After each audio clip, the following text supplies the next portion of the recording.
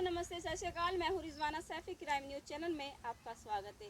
कहते हैं बड़े बुजुर्गों के साथ बच्चों को हिफाजत के साथ कई बार लोग भेज देते हैं और बड़ा मान भी रखते हैं क्योंकि साथ में बड़े हैं तो उसकी हिफाजत भी होगी। लेकिन अनजान व्यक्ति पर किसी पर भी भरोसा करके उसके साथ अपने बच्चों को उसके साथ भेजना ये कई बार अपराध को बढ़ावा देता है।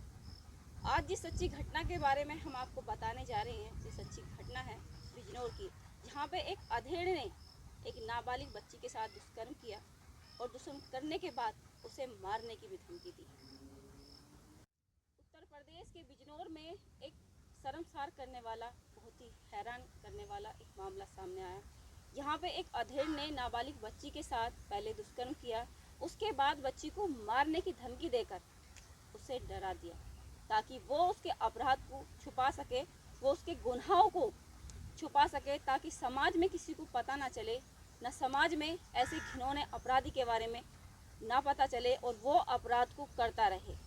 वक्त बीतता रहा, वक्त के बीतते रहते हुए उसका गुनाह भी बढ़ता रहा, बच्ची का पेट बढ़ता रहा। किसी को इस बात का पता नहीं चला कि आखिर बच्ची का पेट इतना क्यों बढ़ रहा है। माँ को आए दिन उसकी फिक्र होने लगी कि आखिर उसकी बच्ची को क्या दिक्कत है, क्या उसकी बीमारी है। कई बार बीमारी की वजह से भी पेट बढ़ जाता है, लेकिन एक दिन वो अपनी बच्ची को डॉक्टर के पास ले गई क्योंकि उसे शक हुआ कहीं कोई ऐसी आपराधिक घटना तो उसकी बच्ची के साथ नहीं हुई है जो उसे मुश्किल में डाल दे। लेकिन उसकी माँ का डर साबित हो गया। डॉक्टर ने कई टेस्ट किए, टेस्ट करने के बाद में उसे पता चला कि उसकी जो बच्ची है वो 8 माह की गर्भवती है। जब ये बात उस अधेड़ व्यक्ति को पता चली तो उसने उस बेटी को, उस नाबालिग बच्ची को मारने की योजना बना ली। ये भनक उसकी माँ को पता चल गई कि उसकी बच्ची की जान की खतरे में है और वो अधेड़ उसको मारना चाहता है। उसने पुलिस स्टेशन गई और वहाँ पर उस अधेड़ के नाम की लिखित रूप से FIR दर्ज कराई और उसकी गिरफ्तारी करवाई। नाबालिग बच्ची का जो दिन पर दिन उसका जो पेट बढ़ रहा था, इसको देखकर उसकी माँ बहुत चिंतित थी। वो एक दिन अपनी बच्ची को डॉक्टर के लेके गई। उसने टेस्ट कराए, जहाँ पे डॉक्टरों ने उसे बताया कि उसकी जो बच्ची है वो 8 माह की प्रेग्नेंट है, वो गर्भवती है। इसको लेकर उसकी माँ बहुत चिंतित हो गई। उसने अपनी बेटी को घर लेकर आई और उसने प्यार से पूछा अपनी बच्ची को कि ऐसा घिनौना अपराध किसने किया है। तो उसने बताया गांव का ही एक अपराधी है जिसका नाम है कलवा।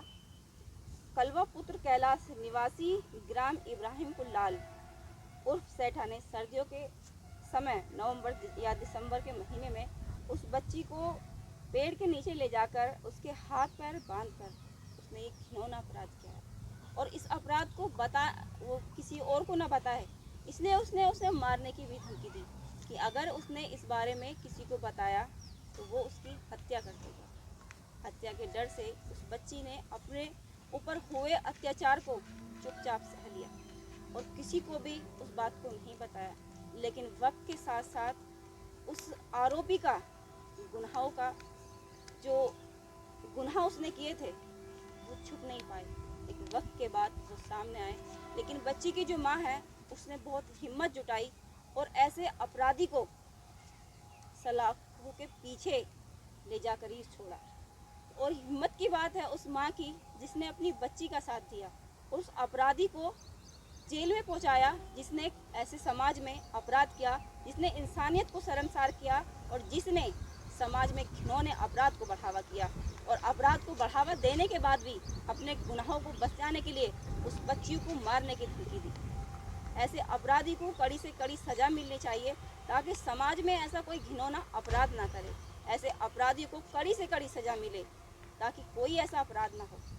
और सलाम है उस माँ को जिसने इस अपराधी का सच सामने लेकर आई और उसे सलाखों के पीछे बैठाया।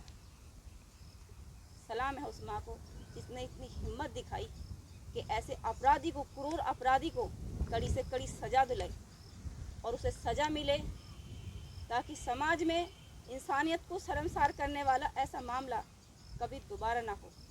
इस घटना को बताने का उद्देश्य है किसी की भावनाओं को ठेस पहुंचाना नहीं था, बल्कि सावधान करना था कि ऐसे अपराध समाज में छुपे बैठे हैं। ऐसे अपराधियों को उन्हें सामने लाया जाए, उन्हें उनकी किए की सज़ा दी जाए।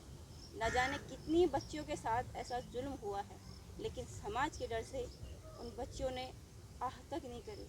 उन्होंने समाज के डर से कभी उसके गुनाहों को उसको सज़ा में नहीं बदला।